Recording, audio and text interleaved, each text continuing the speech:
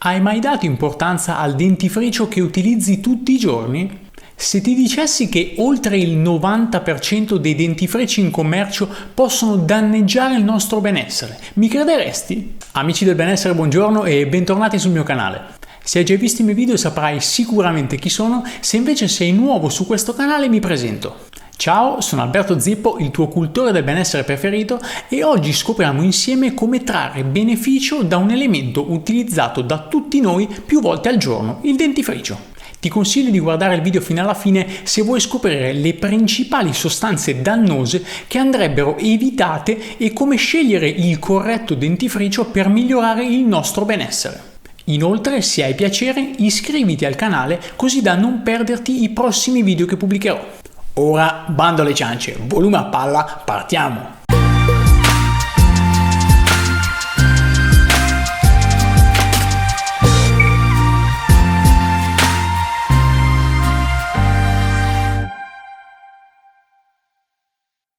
Come saprai già se mi segui dai primi video, il mio obiettivo è quello di condividere attraverso i social le mie esperienze e conoscenze nel campo del benessere.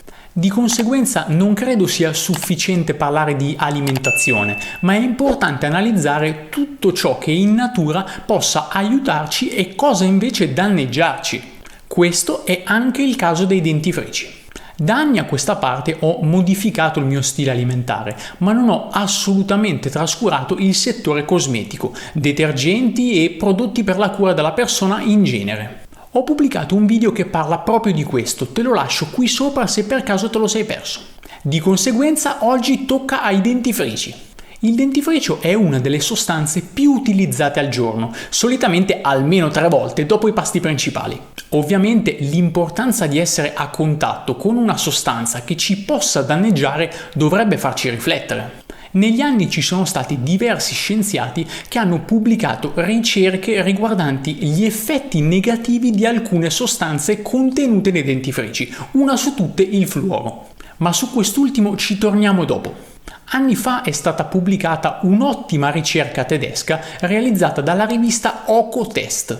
Sono stati testati oltre 400 marchi, svelando al mondo quali prodotti possono essere davvero ritenuti validi e quali meno, in base a diversi parametri. Sono stati analizzati i dentifrici più comunemente utilizzati, quelli con o senza fluoro, oltre che le varianti naturali, biologiche e per bambini.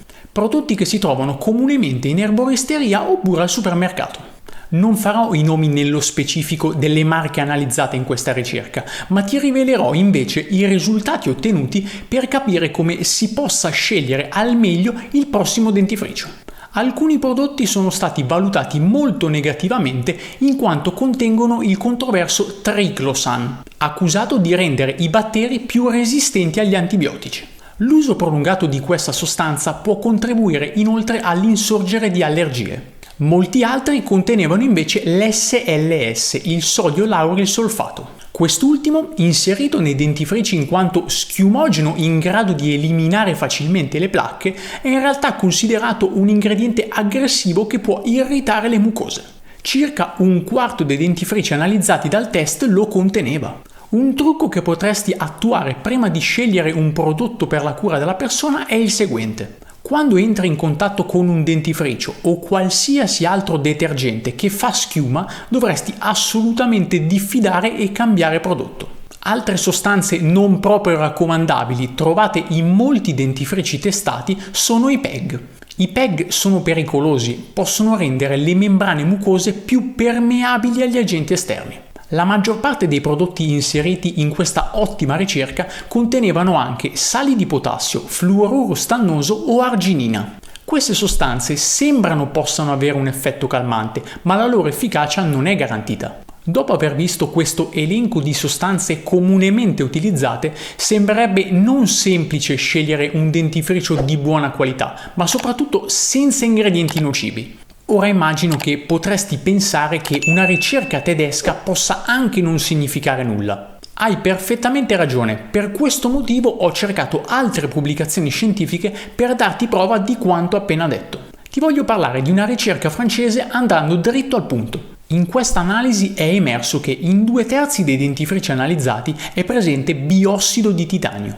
Nessuno dei dentifrici incriminati specificava sulla confezione se il biossido di titanio presente fosse nello stato di nanoparticelle, mentre questo sarebbe un obbligo europeo relativamente ai cosmetici. Uno dei trucchi per capire se nel prodotto che hai acquistato è presente titanio è verificare l'INCI e vedere se trovi la dicitura CI 77891. Quali possono essere i rischi per la nostra salute quando viene utilizzata questa sostanza? L'additivo, noto anche come E171, è utilizzato nei dentifrici soprattutto per il suo potere colorante bianco. Gli effetti sulla salute sono controversi e per gli esperti questa sostanza presenta rischi per fegato, organi riproduttivi, microbiota intestinale ed è da considerare un possibile cancerogeno. Il biossido di titanio è particolarmente pericoloso perché penetra facilmente nel corpo. Il dubbio sulla possibile cancerogenicità di questo colorante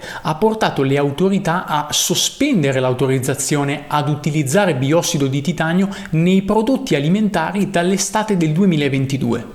L'associazione francese che si è occupata dell'indagine ha chiesto quindi che l'utilizzo del biossido di titanio sia vietato in tutti i prodotti che possono essere totalmente o parzialmente ingeriti. Non solo dentifrici, ma anche medicinali. Questa sostanza infatti si trova purtroppo anche negli eccipienti di alcuni farmaci. Dopo aver visto questa analisi, come accennato all'inizio del video, ora parliamo di un controverso argomento, il fluoro. Il fluoro è una sostanza molto presente sul mercato, non solo nei dentifrici, e spesso evitarne l'esposizione diventa difficile. Alcuni dei pericoli collegati ad un eccesso della sua presenza nell'organismo sono il rischio di aumentare le percentuali di cancro, gli squilibri ormonali e la sua azione distruttiva nei confronti di alcuni enzimi. Sulla neurotossicità del fluoruro si è parlato per decenni. Uno degli studi principali riguardanti il fluoro è stato condotto da un gruppo di ricercatori appartenente allo University College of Science in India, che ha trascorso 10 anni a studiare i meccanismi attraverso il quale il fluoro induce gravi alterazioni neurodegenerative nel cervello dei mammiferi, in particolare nelle cellule dell'ippocampo e della corteccia cerebrale.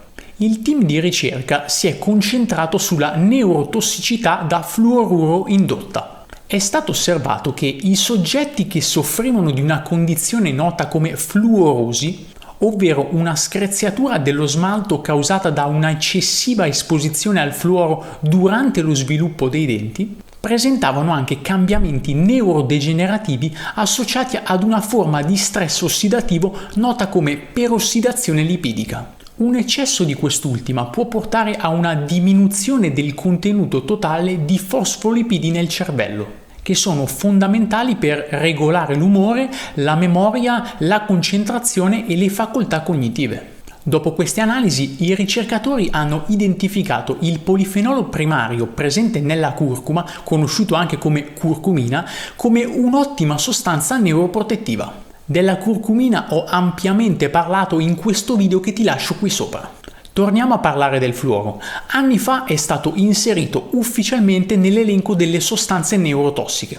Nel 2006 alcuni studi epidemiologici avevano documentato che tra 6 delle sostanze neurotossiche più pericolose per il cervello nel periodo dello sviluppo ci fosse proprio il fluoro. Diversi anni fa si pensava che un supplemento di questa sostanza aiutasse a prevenire la carie. Fu sperimentata addirittura la fluorizzazione dell'acqua, cioè l'aggiunta di composti del fluoro all'acqua senza effettivi benefici. Anche se in effetti le persone ingeriscono solo dosi relativamente piccole di questa sostanza, il fluoro si accumula nel corpo pian piano negli anni, con degli effetti che sono tutt'altro che benefici. Studi scientifici condotti in Cina hanno accertato lo sviluppo di un quoziente intellettivo più basso nei bambini che abitavano in zone maggiormente esposte a fonti di fluoruro. Sono molti i paesi che stanno rimuovendo il fluoro dall'acqua potabile. In Europa la pratica della fluorizzazione, ad esempio, è cessata nella quasi totalità dei paesi che ne fanno parte.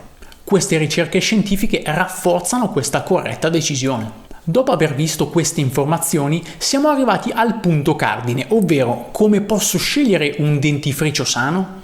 Il mio consiglio è che ogni singolo acquisto di prodotti per la cura della propria persona dovrebbe essere fatto oculatamente. Il nostro benessere dipende moltissimo dalle scelte che facciamo quando acquistiamo un detergente o anche un semplice dentifricio.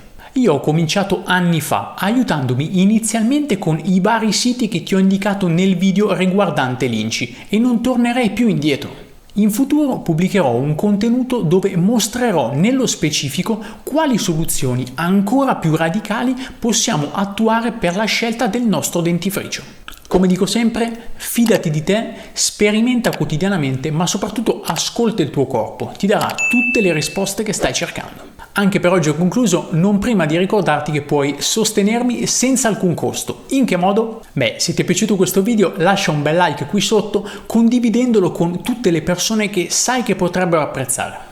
Se gli argomenti che tratto sono di tuo interesse, iscriviti al canale ricordandoti anche di cliccare sulla campanella, così da ricevere la notifica alla pubblicazione di un nuovo video. Spero di esserti stato d'aiuto anche oggi e averti fatto venire voglia di approfondire queste tematiche.